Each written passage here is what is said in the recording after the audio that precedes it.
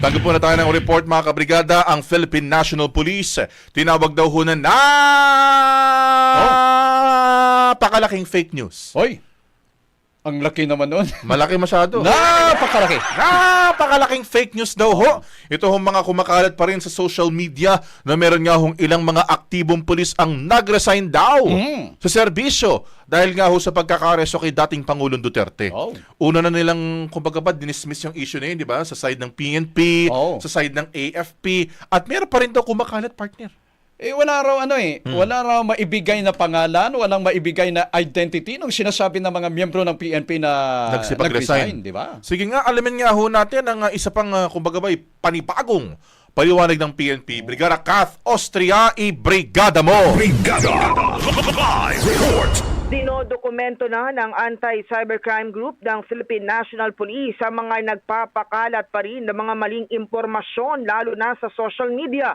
Ayon kay PNP spokesperson Brigadier General Jean Fajardo, kabilang dito ang pagpapakalat na may ilang aktibong pulis na nag-resign sa serbisyo makaraang maaresto si dating Pangulong Rodrigo Duterte. Partikular sa isa umanong babae at lalaking pulis na kalat sa social media.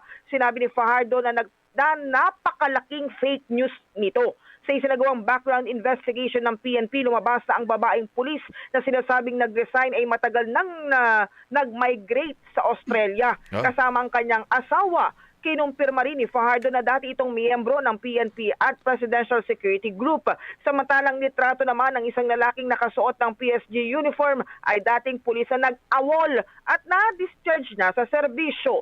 Pinag-aaralan ng PNP kung maaari itong kasuhan ng illegal use of uniform. Nakasuot daw kasi ng PSG uniform. Muling hinikayat ng PNP ang publiko na suriing mabuti ang mga nakikita at nababasa sa social media para maiwasan ang pagpapakalat ng fake news. Brigada Gab and Brigada Abs. Yung binanggit mo, Brigada Kat, na PSG na nag-awol, ano ba, video pa o picture yung inilalabas? Ang binabanggit ni Brigadier General Fajardo, mga litrato ito, isang babae at isang lalaki. At yun, linawin nga natin, Brigada Abs, na ang binabanggit ni Fajardo na yung babae ay sinasabing matagal nang nag-resign na at nag-migrate sa Australia kasama yung kanyang asawa. Dahil picture yan, Brigada Kat, hindi tayo sigurado kung yung nasa picture na yon sila yung nag-upload. Maari kasi na ibang tao yung nag-upload yan. Gamit yung mga picture ng mga nag-resign, yung mga nag-awol na dating miyembro ng mga otoridad. Baka halimbawa, kunyari ako, troll ako.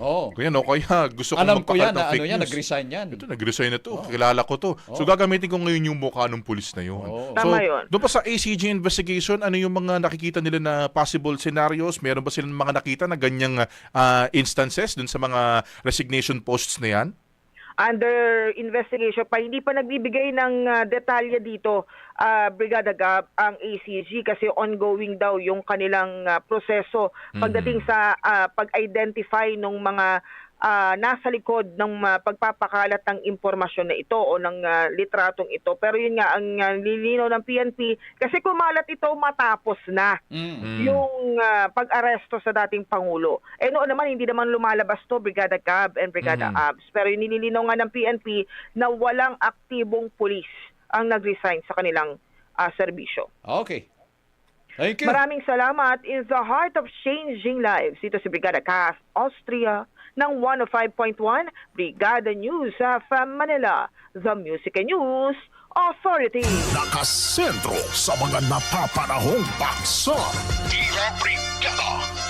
Tira Brigada! Ang bahaging ito ay hatid sa atin ng Yummyvit ES2 Oral Drops. Simulang tuparin ang pangarap ng iyong anak. And stunting now!